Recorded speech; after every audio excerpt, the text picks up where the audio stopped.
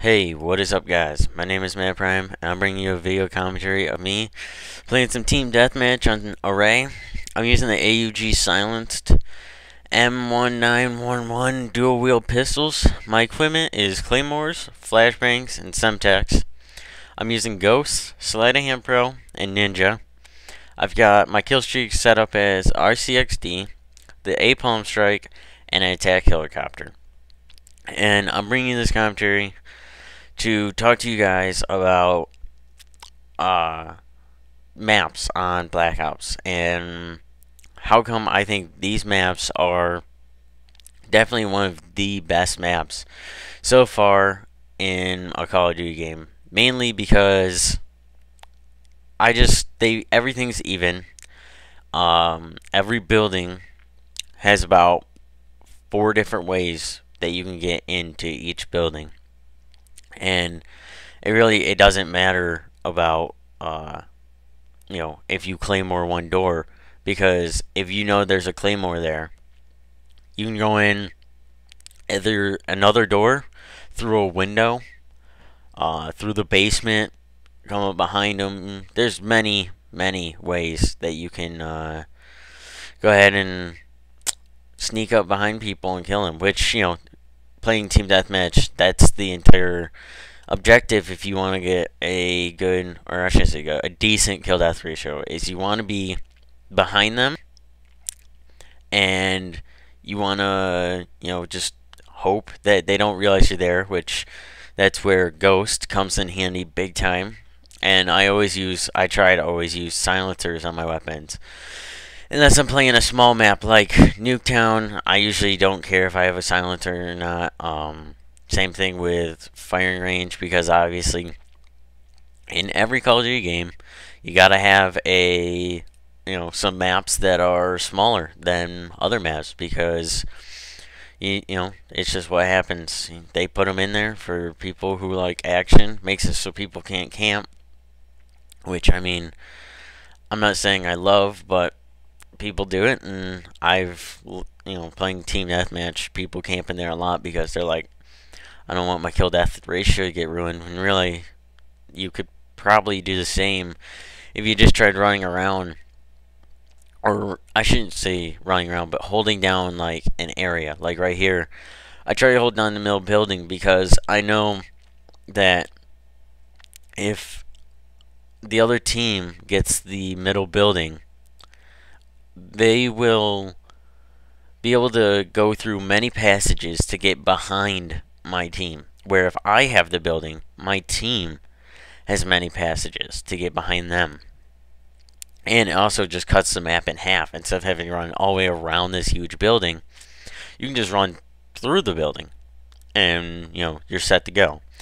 But then there's other maps where, like for example, firing range. You have two, like, basically long alleyways that people can see through with ease, and people like to just sit right there in the end of the alleyways. But at the same time, the alleyways have cover on each side of them, so if you just jump from cover to cover, you'll most likely be able to just go right through there and jump from cover to cover. And if you're smart about it, the person sitting at the end of the little hallway or alleyway won't be able to tell that you're just sitting there waiting for him to, make a mistake. Or you can cut through buildings, like here. Most of the action does take place in this building or just outside this building to my right now, out by the car. And there's a long, like, street that people like to look down.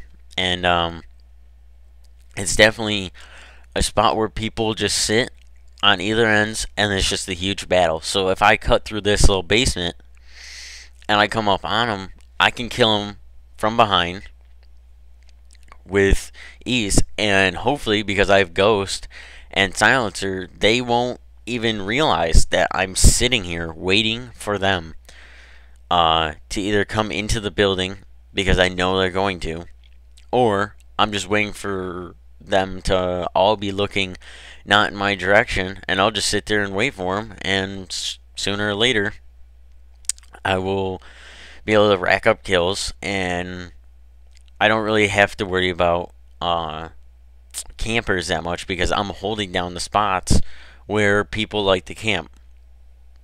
Now, as you can see right here, I'm using the tower on array, which everybody loves to sit at, but luckily my team's got it held down, so I don't have to worry about looking up at the tower constantly and make sure there's nobody just sitting up there because my team's doing it.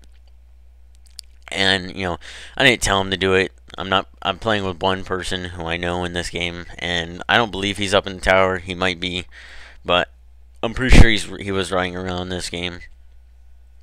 So basically, since the other team wants to get up into the tower, also they're running to this tower to try to kill my guys who are up in there, and at the same time, they're just staring up into the sky, trying to get kills. Where I can just sit here, watch them, and kill them as they're looking up into the sky, trying to see my teammates. Which, obviously is a plus for me because they're basically like, just prey waiting to get shot. And, it's people play this game differently. There's not just one tactic to being good at this game. There's going to be campers who, sit in corners or do whatever, they want to do because they don't really care about, they care about their kill death, so they're sitting in the corners, but they don't care how many kills they get to get their kill death up to there, because if they have 8 kills and 4 deaths, they got a 2 kill death ratio, good enough for them. They're fine with that. And then you got the other people who are running around, and you can run around, but you just have to be smart enough and check your corners. If you don't check your corners when you're sprinting around, just I'm not saying you have to sprint around and blind fire around corners and stuff like that. You just got to be smart enough to actually zoom in real quick, shoot the dude around the corner, and then just keep running. You have to move slowly, but at the same time, when you're clear, keep up your pace. But anyways, my final things were 38 kills, 6 deaths, which gives me a 6.33 kill death ratio. Pretty good game. I felt like I wasn't sitting in one area too long. Remember, tell your friends, and yeah, thanks guys. Peace.